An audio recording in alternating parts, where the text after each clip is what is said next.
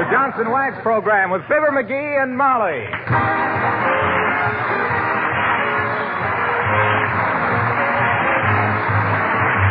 The makers of Johnson's Wax and Johnson's Self-Polishing Glow Coat present Fibber Mcgee and Molly, written by Don Quinn with music by the King's Men and Billy Mills Orchestra. The show opens with O G O Joy.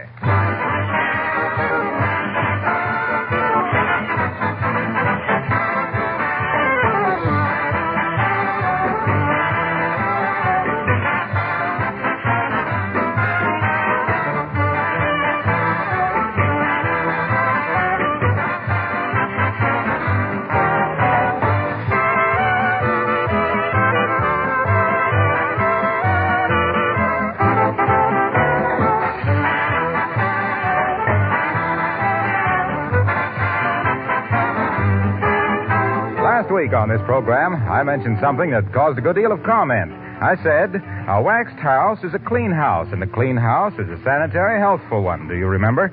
Well, it seems that quite a few people had not fully realized that when they wax their floors, furniture, and woodwork regularly with genuine Johnson's Wax, they are actually doing a good deal more than protecting and beautifying those surfaces. Yes, they're making their homes healthier as well as pleasanter places to live in. You see, the wax seals a surface against dirt and moisture. Dust and dirt do not adhere easily to a wax-polished area. So regular waxing removes many of the sources of germs. And besides, it's so much easier to clean waxed floors, baseboards, and furniture. Especially in these times, let Johnson's paste, liquid, or cream wax help keep your home sanitary and beautiful.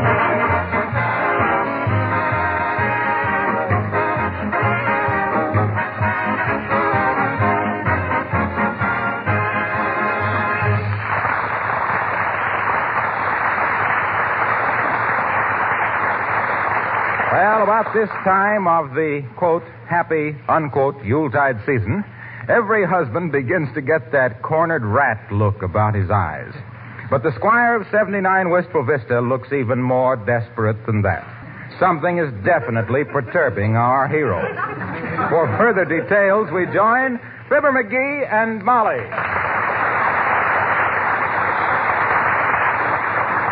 And furthermore, I'm the dumbest, short-sightedest, dim-wittedest, stumble-bummetest, empty-headedest, feather-brainedest droop that ever didn't know enough to come in out of a tornado. Well, just as you say. If my head was small enough to fit my brains, I'd be getting telegrams from Ripley. Well, I wouldn't be a bit surprised. They say Washington's home at Mount Vernon has got a beautiful big stoop, but you got a bigger and a beautifuler stoop, and I don't mean anybody but me. You just say that. I got the IQ of a microbe. I think when I die, I'll leave my skull to the Smithsonian for a doorknob. How charming. As dumb as I am, it's a wonder to me I ever got out of the third grade. It's a wonder to me you ever got in. You ain't whistling Dixie there either, sir. I think I'll give myself back to the Indians. I'm the biggest numbskull that ever... All right, McGee. I'll admit you're a fascinating subject, but what's this all about? It's about me. That's what it's all about. I'm the stupidest one. All right. For the sake of argument, let's say you're completely brainless. Oh, I don't know about that. I'll find it sooner or later. Find what? That $15. I was saving it for your Christmas present. I hid it last summer, so I wouldn't be tempted to spend it, and now I can't find it. If that don't make me the weak-minded dumb... Now, stop pacing up and down. Ours is a beautiful union, and it doesn't need any pickets.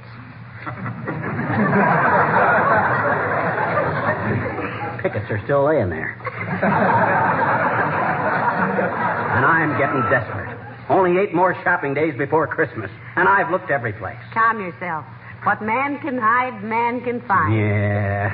Where do you usually hide your extra money? I don't usually have any extra money. But when I did, I used to put it in the sugar bowl. Did you look there? Yes, but I'm using it now to keep stuff more valuable than money. What? Sugar.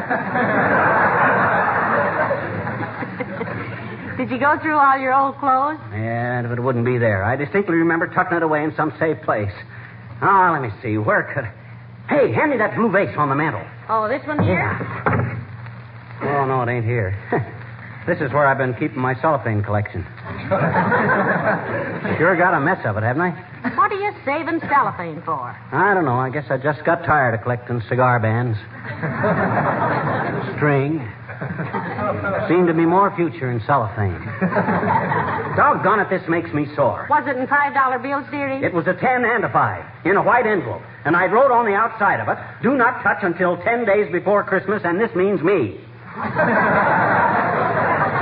Well, I'm a pretty good housekeeper, if I do say so myself, and I haven't seen anything of it. Well, if the worst comes to worst, I'll get an internal revenue collector in here. Them guys could find money in a caraway seed. Now, let me think a minute. If I could just remember. Come in. Abigail Uppington. Hello, darling. Oh, how do you do, my dear? And Mr. McGee. Hi, Uppy. Where's your Santa Claus costume? Or aren't you christening the Kringle today? I don't go on duty till 4 o'clock, Mr. McGee. But what, may I ask, is the matter with you? What do you mean, Abigail? Well, look at him, my dear. He looks positively haggard. I only hope the government doesn't catch him with those Chevrolet tires under his eyes. I ain't been sleeping good, Uppy. I got pernicious insomnia. I'm worried. Yes, he hid $15 for Christmas shopping, Abigail, and now he can't find it. For 3 days now, he's been prowling around the house like a mouse after a cat. You mean a cat after a mouse? In this house, anything can happen. I had a case like that once. Uppy, you sound Ozzier than Nelson.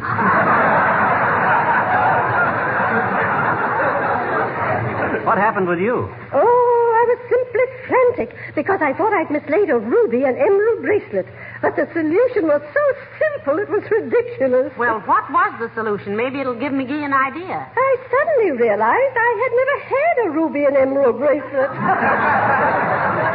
Isn't that silly? And I thought I was done.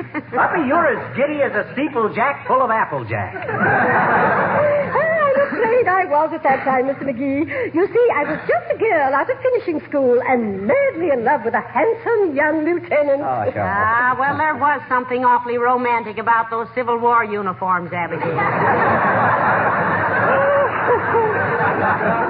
Yes, indeed, they certainly were. I beg your pardon, Mr. McGee. Don't mention it, Abigail. But what girls' school did you go to? Oh, Ward Belmont, my dear, in Nashville, Tennessee. Oh, I can close my eyes now and smell the magnolias on the campus. That's my hair, Uppy. I just come from the barber shop. It is Magnolia. It's Jockey Club. Well, do remind me, my dear, sometime to show you the pictures of my class.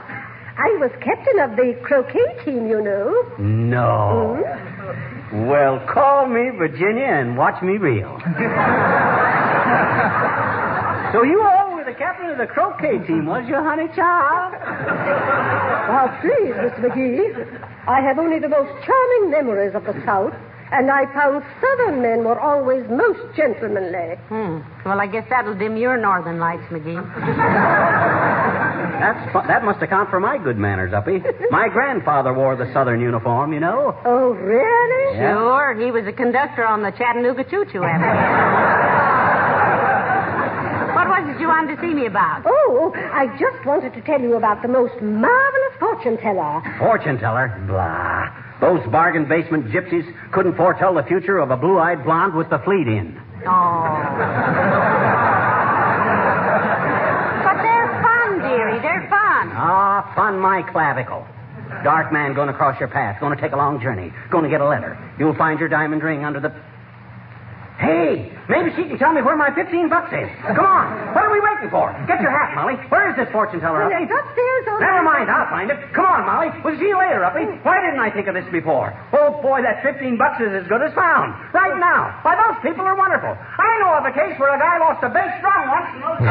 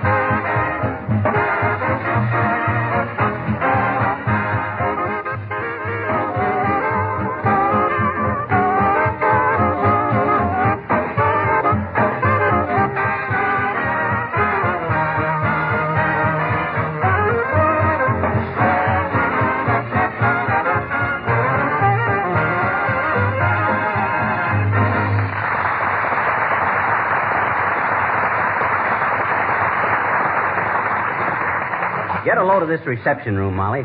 Boy, what a dump. Well, this was your idea, not mine. Well, why do fortune tellers always live in joints like this? If they can see into the future, why don't they make a killing at the races and live in a classy apartment? Well, maybe they can't get a crystal ball big enough to see a horse in. Well, this one sure ought to know her onions. She's cooked enough of them around here. Don't be so critical. You know, Madam X ought to be calling us in any time now. You know, we've been waiting here 25 minutes. Madam X. Probably an old gypsy named McGillicuddy. Not that I care what her name is, if she can slap herself into a trance and find my $15. You know, we'd have saved time if we just consulted Uncle Dennis. Ah, what does he know about fortune telling? Well, I don't know, but he certainly lives in an atmosphere of departed spirits.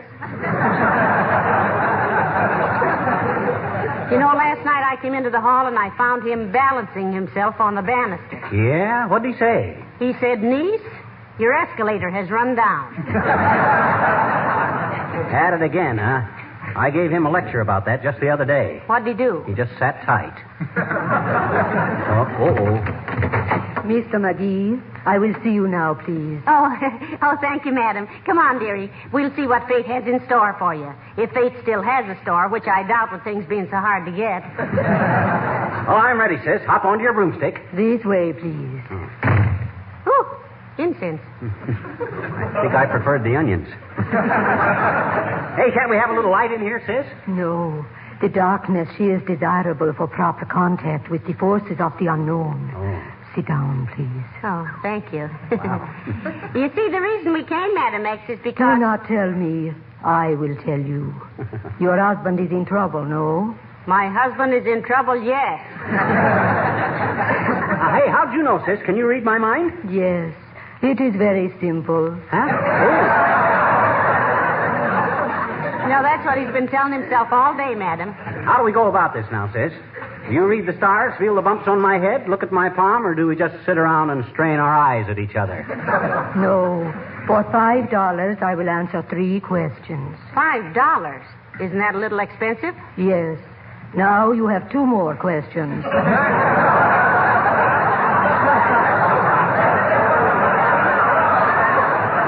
We better not waste any time, Molly. Here's a question, sis. Where's the $15 I was saving for my wife's Christmas present? It is right where you are putting it. Now, you have 1 more question. Heavenly days. We're not making much progress, are we? No. Now, for another $5, I will answer 3 more questions. Oh, no, you don't, sis. Come on, Molly. I ain't going to pay her $10 to find 15. Here, sis, here's your $5. Thank you. You must come again and see Madame X when you are troubled with business, love, or marriage. Who, us? Do we look that silly? Do you think we like to be gypped? That is 3 more questions. I will answer the first one by Come saying... on, Molly, come on, quick.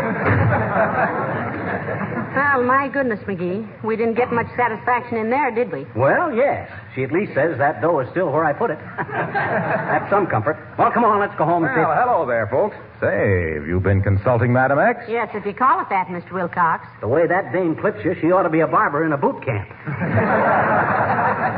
You going to consult her, Junior? Sure. I was in here last week for advice. About what? Oh, business. I asked her how the future of Johnson's Wax stacked up. She said it had a very bright and sparkling future. Oh. She said that in times like these, when conservation was so important, more housewives than ever would preserve and protect their floors with Johnson's Wax. And what was the second question, my fellow chump? Well, then I asked her which of the Johnson Wax features I should emphasize, and she said health. Because Johnson's Wax seals the surface against dust and dirt and dampness and gives the housewife so much extra rest and leisure. Oh, and the third question? That's where I made my mistake.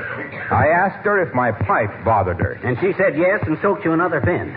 Boy, what a racket. Say, why on earth are you coming back, Mr. Wilcox, if you knew you'd been cheated? I want to ask her if she took my watch. Mr. Wilcox, I will see you now. I'll say you will, baby. So long, folks. What? Well, let's get on home, McGee. We'll turn the house inside out when we find that $15. And believe me, the next time I hide something, I'm going to hide it in plain sight. This'll teach me a lesson. If I wasn't such a sap-headed, beetle-brained, lop-eared, low-browed, slithering Stupidest tricks I ever heard of anybody. Well, now that we're home, where'd we better start, McGee? Oh, I don't know. I remember putting it in a place where I could lay hands on it at a minute's notice. You say the $15 was in a white envelope. Yes. Well, that shouldn't be so hard to find. Would you put it behind one of the pictures? No, I looked behind all the pictures this morning. I turned Whistler's mother around so many times she almost fell out of her chair. Say, maybe you put it under a rug. No, I've had them up too many times. I'd have seen it. Oh, why can't I remember? I must have a skull full of rice pudding. I'm the biggest drip this side of Niagara Falls. The only thing that keeps my ears apart is my big fat mouth. Oh. No, McGee. Anybody can forget things. Nobody can forget them as easy as me. It's exasperating. I'm getting so I'm afraid to shake hands for fear I'll walk off without my arm. Here, I thought I was a pretty bright guy, and I couldn't pass the intelligence test of a Mongolian basket weaver. Why of all the now, dirty for goodness sakes, if you'd stop scolding yourself for a few minutes, maybe we could get something done.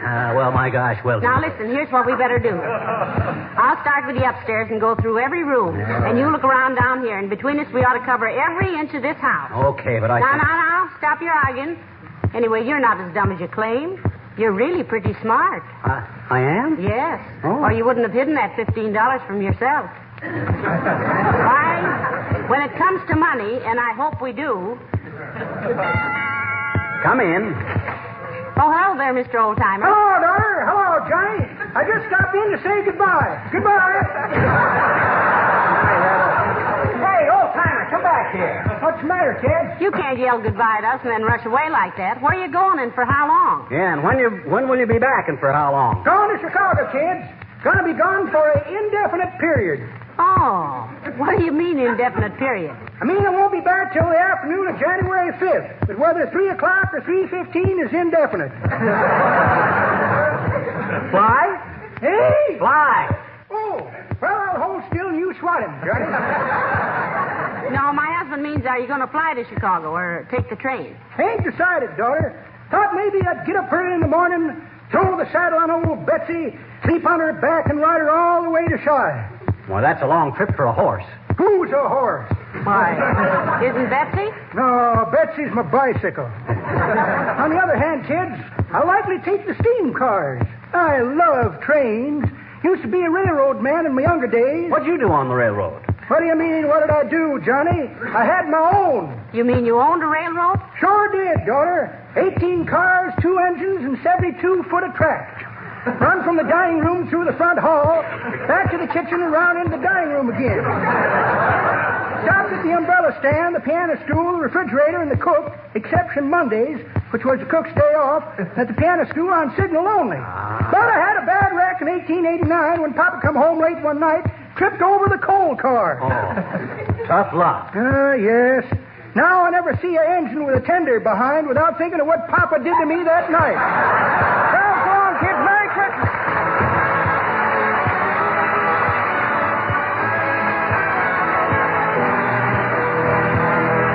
The Kingsmen sing I'm Dreaming of a White Christmas.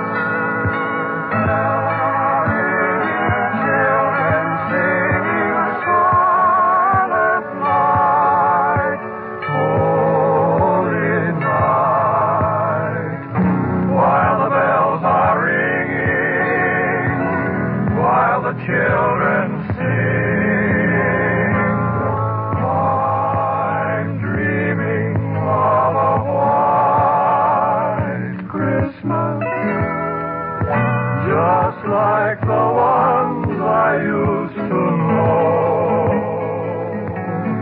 where the treetops glisten and children listen to hear sleigh bells in the softly falling snow. I'm dreaming of a white Christmas.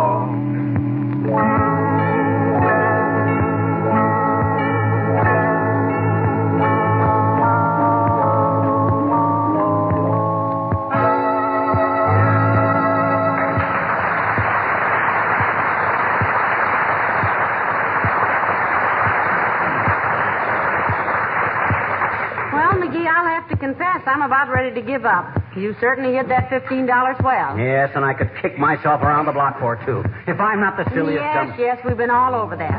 Are you sure you had $15 in the first place? Sure, I'm sure. A 10 and a 5. And they were earmarked for your Christmas present, too. They were what? Earmarked. That's what the government does with money, so that's what I do. How? Well, I put ink all over my ears and pressed both bills against them.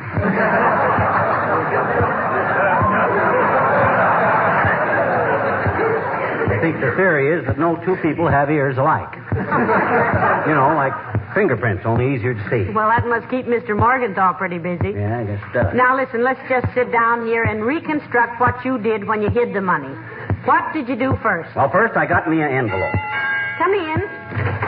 Whose car is that out in front? The black one? Well, that's a kind of a combination ownership, Bud. Me and the finance company. I see you have an A sticker on the windshield. Do you do any pleasure driving? Take him for a ride around the block, McGee. That'll answer that question. In that car, sir, you get more pleasure walking. And I don't quite understand Let me see your draft registration card, please. Okay, here you are, Bud. I'm not only a little overage, but I got a lot of collateral dependents. I got collateral at the First National, the Morris Plan, the building and law. Never mind. How much coffee have you got? Oh, well, about a half a pound. Sugar? No, thanks, just cream. Now, look here, Bud. I don't mind answering questions. McGee, this is war. Yeah. Sure, we read about it in the papers, but what... I only have a few more questions, then I'm through. Have you been buying war bonds? Bud, we've been buying war bonds till we're red, white, and blue in the face. And I've licked the back of so many war-saving stamps, everything I eat tastes like glue.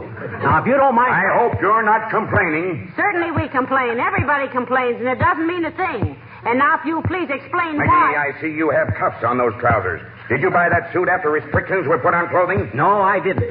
And while I don't like to be personal, Bud, there are still a few people who need a cuff on the pants. So will you please tell us just who you... Just one more thing. The government doesn't want you to buy anything you don't need. They're trying to keep prices at a reasonable level, encourage buying bonds and paying off debts. We want this country to be on a sound financial footing after this war is over. Now, remember that. Just what is your connection with the government? Oh, my goodness, I forgot to introduce myself. I'm Mr. Tolliver. I just moved into the brick house down the street. Oh, I'm glad to know you, Tolliver. This is my wife, Molly. How do you do, I'm sure. Just what department of the government are you in, Mr. Tolliver? Oh, I'm not in the government, Mrs. McGee. I run the hamburger wagon down there at 14th and Oak. And I must say we serve the finest... Dad, but what right do you got come busting in here asking all them silly questions? Well, I think when a man moves into a new neighborhood, he naturally wants to know all about his neighbors. Certainly is nice to have met you folks. Good night.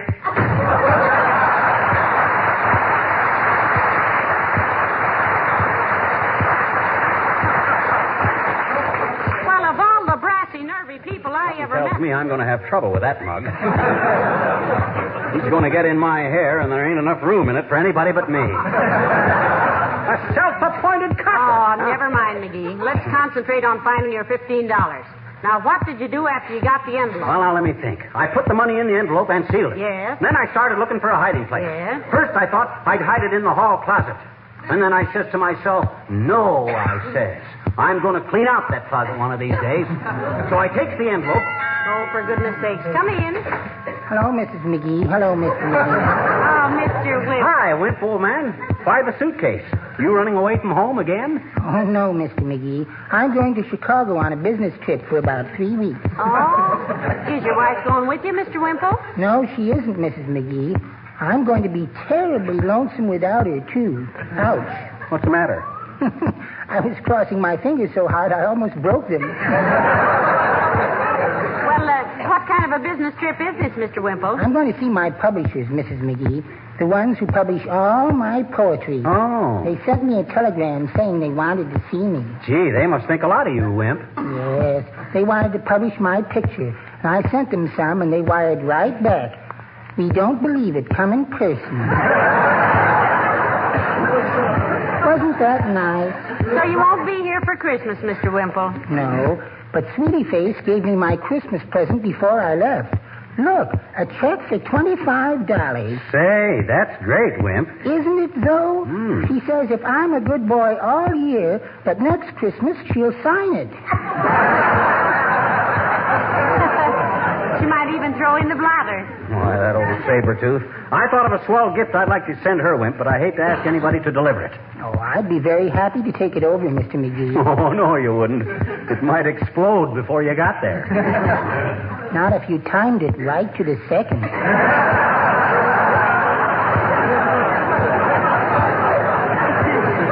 What did you give your wife for Christmas, Mr. Wimple? A great big bottle of cologne, Mrs. McGee, to be opened on Christmas morning. Cologne, eh? What kind, Wimp?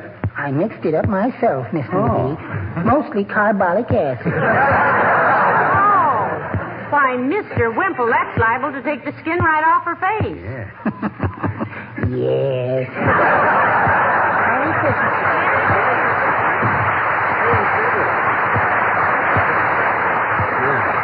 3 weeks away from that gunner's mate of his, and Wimp will be a new man. Poor little fella. I'll be a poor little fella myself if I don't find that $15.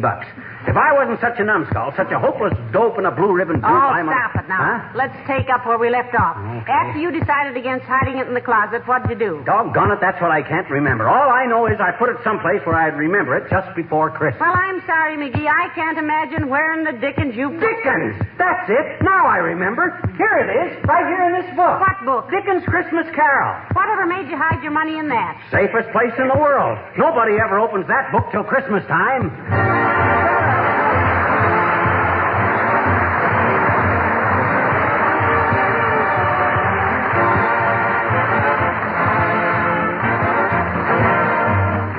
Winter weather is hard on our floors. We might as well admit it. When snow and slush and wet get tracked in, the floor surfaces need the protection of a tough coat of Johnson's wax. If you examined a waxed floor under a magnifying glass, you'd see that it's the wax that gets all the wear. The surface underneath is safe. And don't forget that with genuine Johnson's wax, you can touch up heavy traffic spots whenever necessary without having to re-wax the entire floor.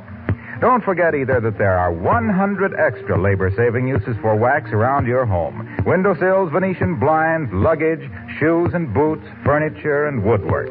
In these times when we have to take better care of the things we have, wax is a helpful ally.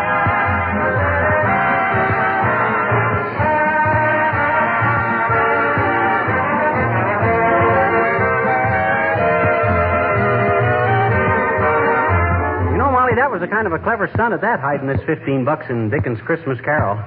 Maybe I ain't such a fool after all. No. You really have some bright moments, McGee. Yeah, I guess I do at that. Well, all's well that ends well.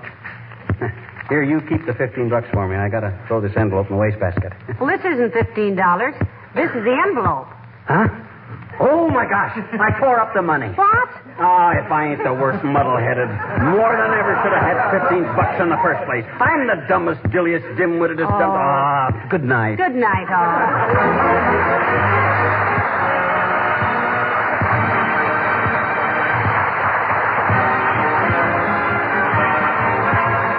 The characters of the old-timer and Wallace Wimple heard on our program were played by Bill Thompson. This is Harlow Wilcox speaking for the makers of Johnston Wax Finishes for the home and industry, inviting you all to join us again next Tuesday night. Good night. This program reached you from